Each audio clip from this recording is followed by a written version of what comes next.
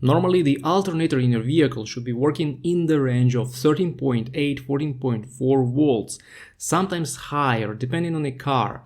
13 volts is certainly suspicious. In most cases, this is the problem. By the way, I have an article linked in the description with my review of this problem. You may consider reading it.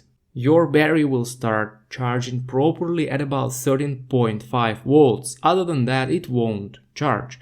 If you measure your alternator voltage correctly and you still get 13 volts, there is certainly an issue with the alternator or voltage regulator.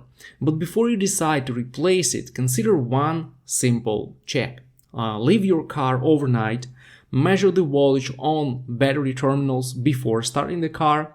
It should be between 12.2 and 12.8 volts.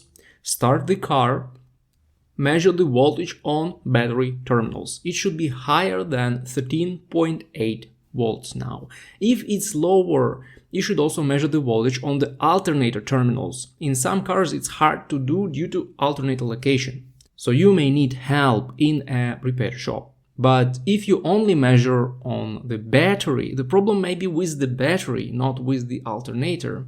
If the alternator terminals show 13 volts after starting the car in the morning, there is certainly a problem. Driving like this will quickly kill your 12-volt battery and lead to all kinds of electrical glitches and other issues.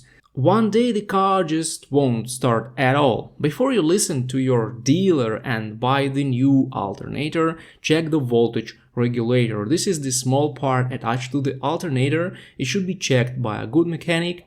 If this is the problem, the repair may not be expensive at all.